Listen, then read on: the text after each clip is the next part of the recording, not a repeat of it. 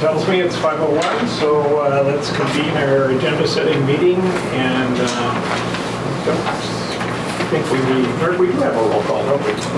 We put it on there, but we don't have to do it. Okay, all right, good. So then essentially turn it over to the city administrator to go through with staff presentations. Yep, we have two staff presentations today. One is librarian, so I will let her have the floor. Nice, short and sweet for you tonight. Summer reading program started yesterday, so sign-ups are open for that. We have weekly in-house activities this year planned for children and teen participants, trying to get more of them in to the library versus take and makes where they just stop in, say hi, and leave. So hoping that works out for us. We also have programs open to all patrons that'll be at the community center throughout June and July. And the programs are advertised on our website and Facebook, so you can check them out there for a schedule of activities. This month, ALS will be receiving science and nature kits provided by the Bell Museum once again. We got them last summer and they were wildly popular, so we'll have those the second half of the month, and they're available to all patrons while supplies last. Our Lego challenge has ended, and we ended up receiving $340 from the community donations to go with the $500 from the Friends of the Library. So we're hoping to have the Lego station completed, hoping by the end of July, but we know how time works, so we'll see. We had a student worker start this past month, and she's providing support to the staff as needed and assisting with projects to help make the library more user-friendly. And then we also have lots of plans and dreams that we're working on, and we're just trying to make the library a welcoming and safe place for people to come and find resources to help with a plethora of things or to relax and take a break. So that's all I have. Good. Thank you. Yes. Yeah. Next, Yeah. unless there's any questions. Turning it over to anybody have any questions? Yeah? No? All right. If not, then what do we have? I was just wondering, would it be appropriate to have North Span, as long as they're online, Sure. move up on the agenda? Yep, we can do that. Yep, so North Span is, Carl is here with North Span, and we had asked him to give us a presentation on what they're doing with the East Range Joint Powers Board. So Carl, can you hear us? Yes, I can. All right, so we'll let you go. You can hear me? Yeah. Yep. All right. Sounds good. Yeah. I have a quick little PowerPoint here that I put together, so I'll get that up.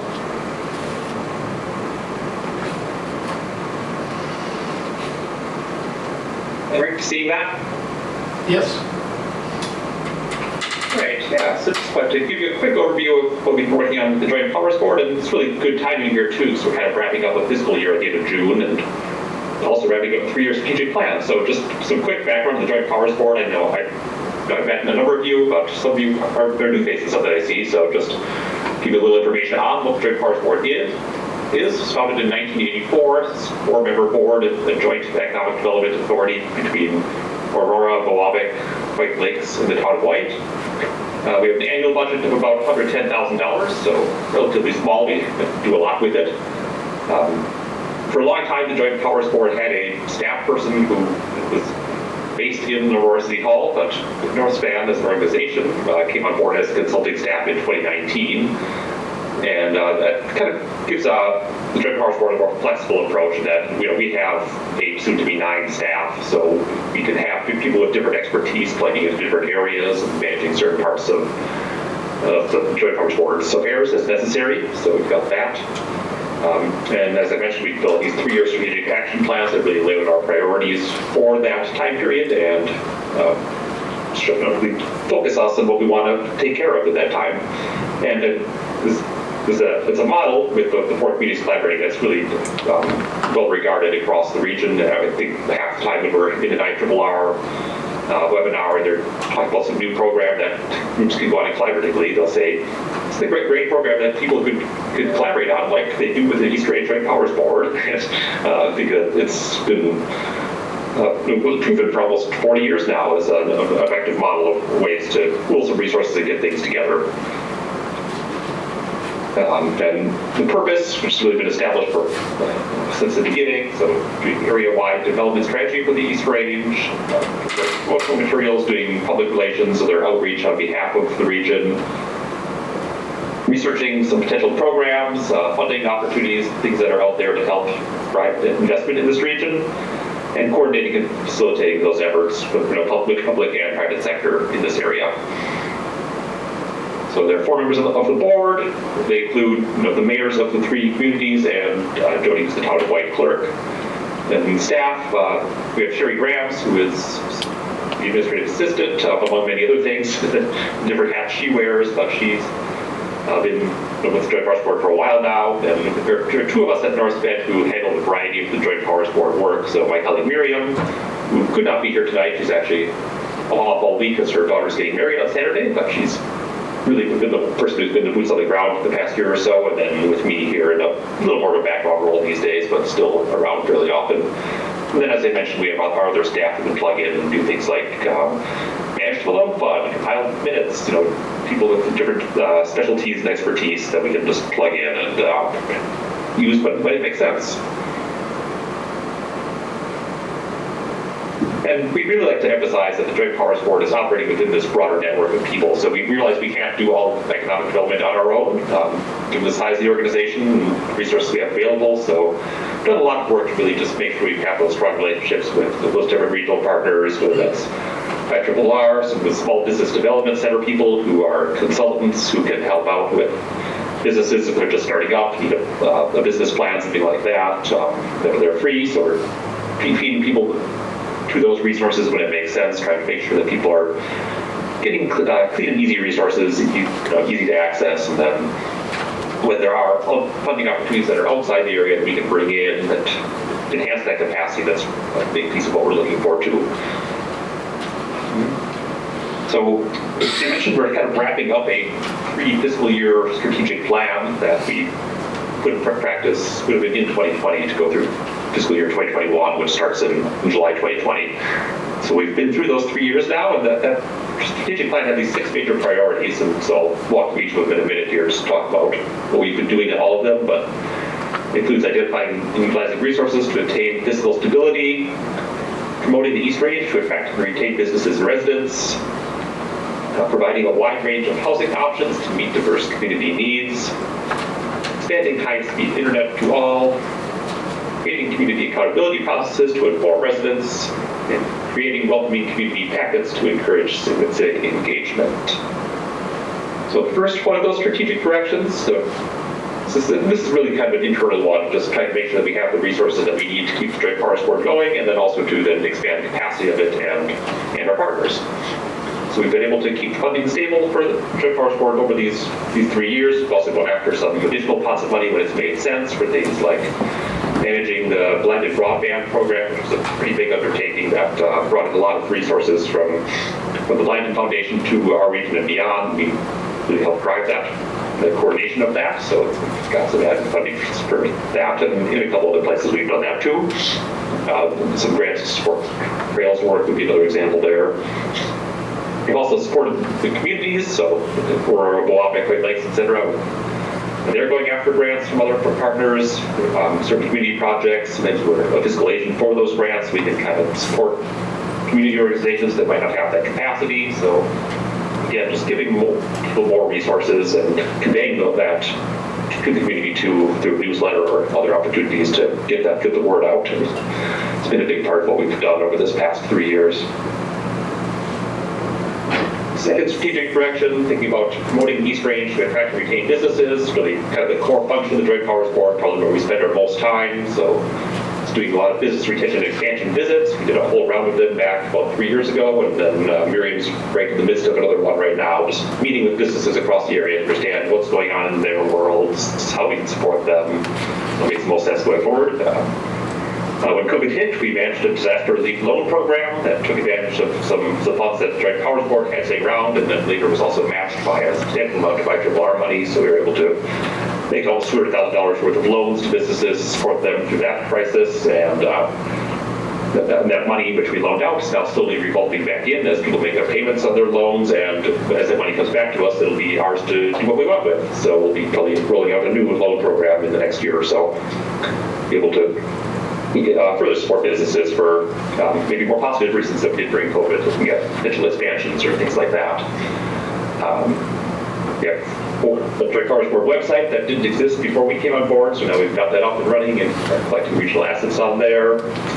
We hosted an event a couple years ago for non-traditional lenders. Those that are people who might help fill a gap that a business has. So obviously they're getting some of their loan from the bank. They might have some equity in a project, but if they need an additional capacity, there's a network of institutions out there that can help support them. So we're here to facilitate those connections to those organizations when it makes sense. Trying to do some work on business and resident attraction, which I'll get into more later. And childcare, which has been a big issue and a serious shortage across the region there. Worked with a couple of potential providers to at least explore the feasibility of getting a business up and off the ground and just seeing what resources are out there. The third one is housing. This has been a big area of focus that is just getting bigger and bigger for us. We did some initial work a couple of years ago, hosting a workshop for the East Range, kind of mapping out some potential housing sites that people were aware of in their communities that might be have some potential. With some help from St. Louis County, we did a housing study for the East Range just a couple months ago here.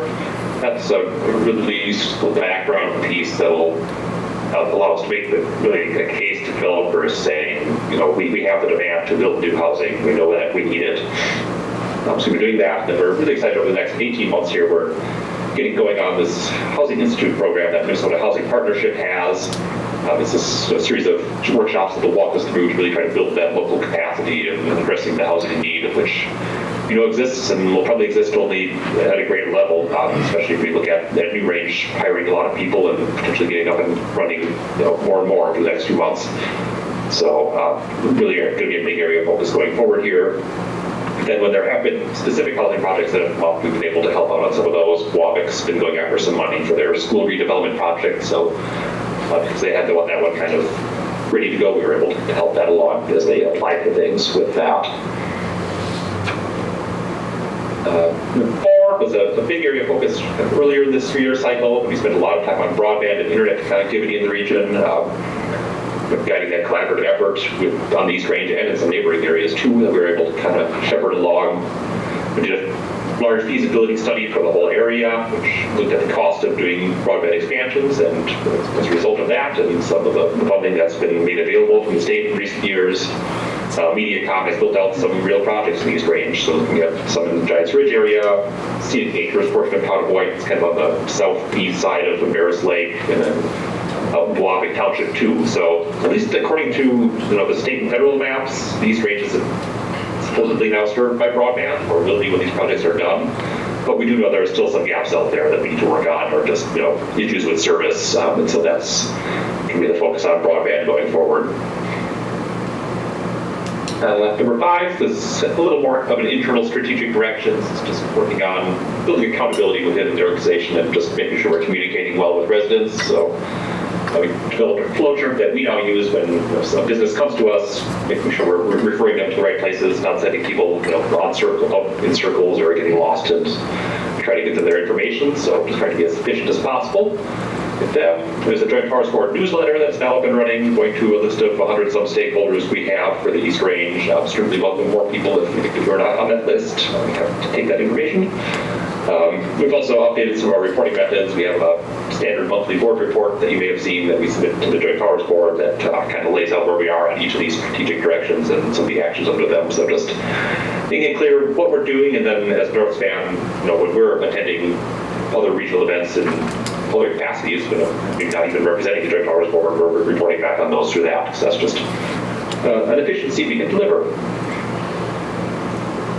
And finally, 6th strategic direction, kind of on concept, maybe not the best word in one, but creating welcoming community packets to encourage civic engagement. And this one is one that we've really got moving in the past 6 months or so after it kind of sat dormant for a while, and figuring out what we wanted to do with this one. But they just kind of better emphasizing some of the amenities that are in the community, and it really got up and running when Miriam formed we're calling this marketing subcommittee of the Joint Powers Board. So there are people from each community represented on that, the various Aurora and White Lakes Chambers, the Wabash Civic Association, they're all taking part in this, and they've kind of developing this East Range unified brand that you see here, this new logo that we're trying to, I think, I'm not sure that's finalized yet, but they're planning to roll that out. Kind of a dinner for newcomers to the region in May, kind of give them an opportunity to just recognize them and give them access to things in the area that they may not be aware of. It's kind of building that sense of community, strengthening some of the local organizations so that they can have more capacity to do more work and collaborate where it makes sense. So those are the big strategic directions for the organization. Just looking at what's coming up next year. So our contract as Northman as consultants is coming up at the end of the month here. So we have a proposal out to the board for continued relationship. If that goes forward, we'll be looking to develop a new 3-year strategy. So that'll include some engagement on the front end to get some community opinions for various partners to understand what they want to see us focus on over that time frame. Assuming that's all good, move forward, and certainly we'll be focusing on things like the Housing Institute, getting that rolling along, keeping the marketing committee going, being ready for new range, since there's some real activity happening up there and real hiring happening. Then we'll be curious to hear whatever else people are looking for us to focus on too. So that's all I got. Happy to answer any questions you might have, take any comments, and thanks for the time. I think it might be helpful to clarify that we did have some council discussions, and I think councilors are aware of this Minnesota Housing Partnership, that there's going to be a representative group of like 7 individuals from the area that will meet with broader things there. And Norma Jean has volunteered to be on it. Mary Lockwood from the HRA has volunteered, and Kurt Antela. Am I jumping ahead in terms of mentioning these names? It's all news to me. Oh, okay. Anyways, as best I know, but Northspan's really kind of both created the opportunity there and is an ongoing involvement in that, aren't you? Isn't the organization? Yeah. Yeah, so one of Miriam and I will be on this team too, and yeah, I was actually just in the past hour sending out emails to some of the people who are officially on the team now, so we're confirming all that, and then I'll actually be sharing that news with the broader group too soon, but yes. Yeah. And then as far as East Range Joint Powers Board, on the 20th of the month, we're going to have a special East Range Joint Powers Board to have the members be able to kind of review their impressions of the services they have provided, expectations of what could be provided, all of that in preparation for the real meeting on the 27th, when the board would be working to approve or modify the proposed contract with Northspan for a few years going forward. So I know there were members of the council who wanted to better understand, and even though I'm on the East Range Joint Powers Board, I don't think there's a better way to do it than to have the group itself kind of present. But all right, with the comments and realizing the chief's here and we've got other people, are there questions from the council of Carl or not? Staff, anybody? Yeah. All right. If not, thanks very much, Carl. Good luck digesting all the opportunities that came out of the legislature. And then we'll go ahead with our regular agenda here now. Thanks, Carl. Thanks, Carl. All right, thanks everyone. Yeah. Next, we have Chief Napper, who is here to talk about improvements to the Pierce fire truck. Hi. Okay, so as I believe you all are aware, we had an accident with Pierce and do need some body rebuilding. Currently our truck is down at McLean Emergency and that process has started. Currently they're basically working on the subframe for the rear end of it right now. But while it is down there, we requested some quotes. Basically, I requested 5 separate quotes. One is for upgrade to plumbing, which the truck was built in 1996. At the time, it was built with galvanized piping. And I think Dan has brought in some examples of that piping and what it looks like after 30 years of use. And so getting that upgraded to stainless steel and redoing some of the valving to get that set up. So that quote came in at $92,666.60. With that, also the tank subframe, they call it a tank cradle, but the subframe for the tank is starting to see some corrosion due to time and so on. And so that tank subframe quote came in at $13,304. And then also looked at upgrading LED lights, LED light package for the truck.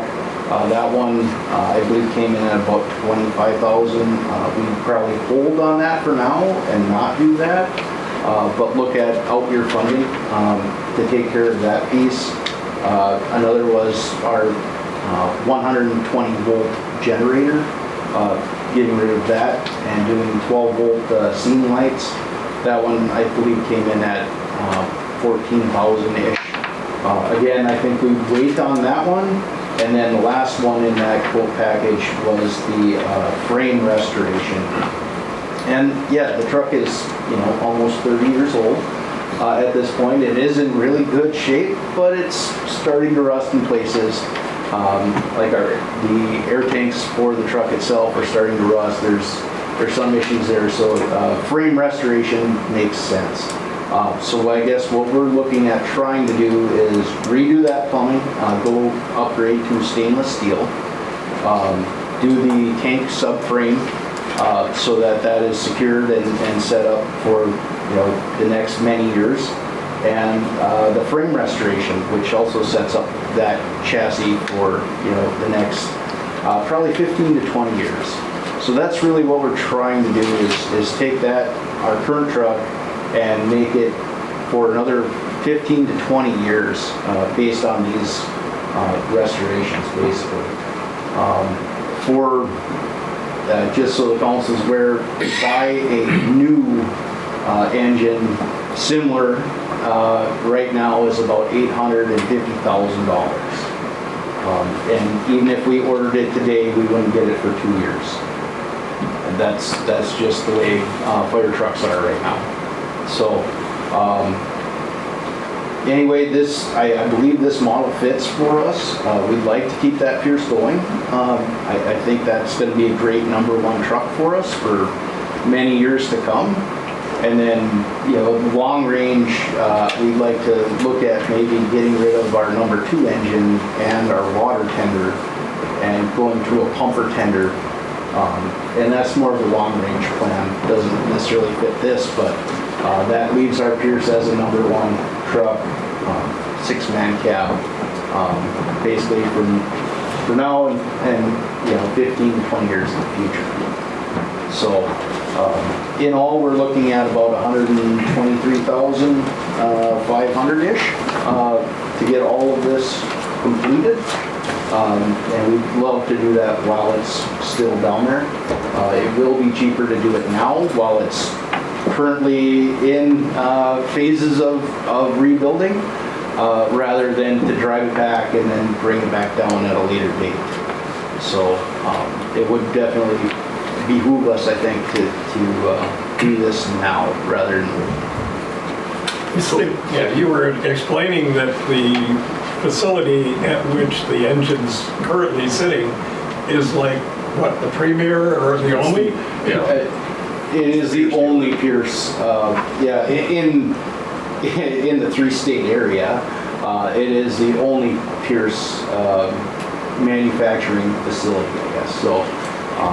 So when Chief Napper came to me and we talked about the 5 priorities that the fire department had labeled out, we received 5 quotes. And looking at them, what we really targeted was the bones and getting it solid and pushing it out for that 15 to 20 years again.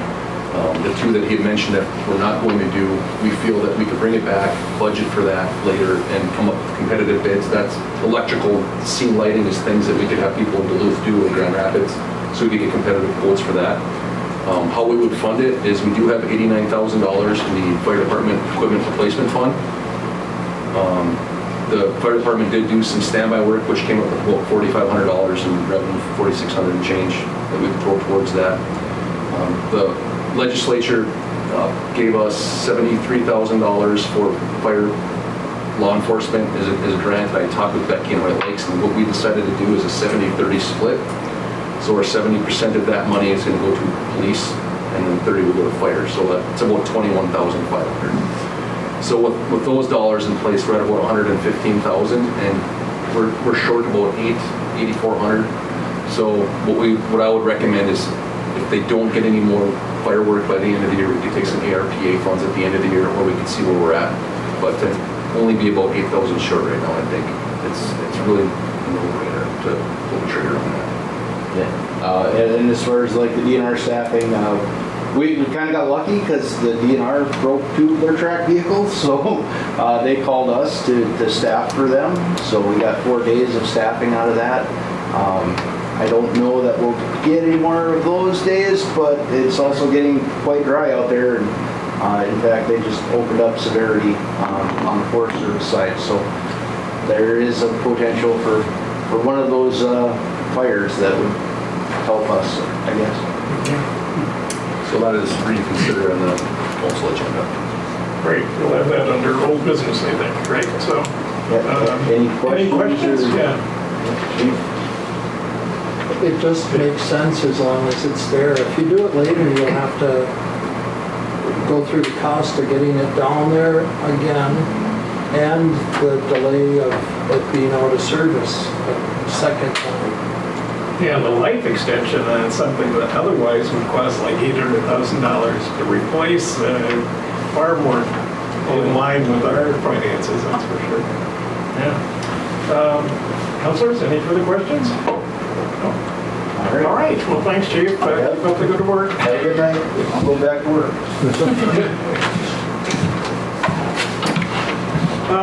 Let's see,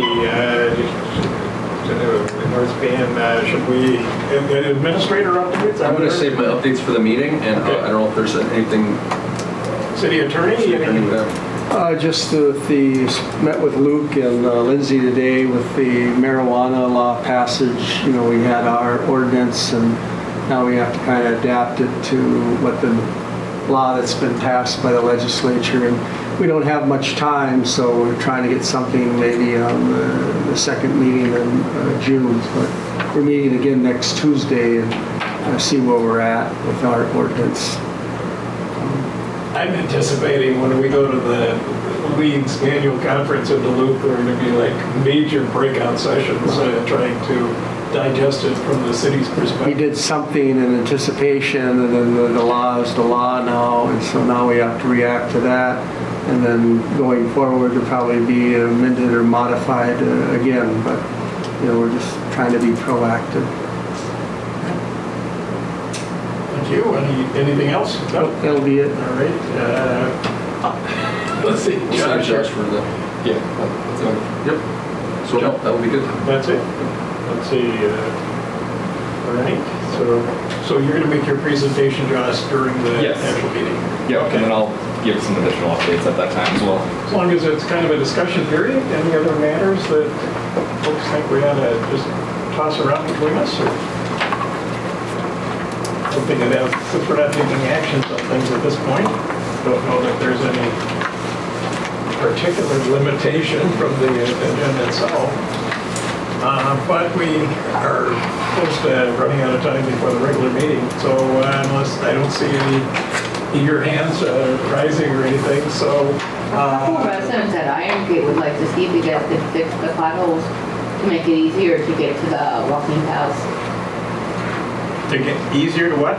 A couple of the residents that use a wheelchair, including me, we would like to see if you guys could get the potholes fixed around the road by Iron Gate Apartments to get to that one walking path. We're getting stuck.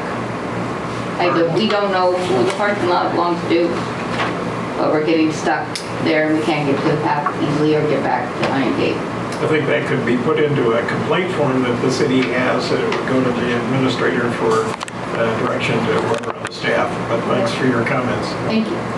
All right, if not, I'll entertain a motion to adjourn our agenda setting. Moved and supported by Councilor Hess. Further discussion, seeing none, all those in favor say aye. Aye. Opposed? All right, we stand adjourned for a few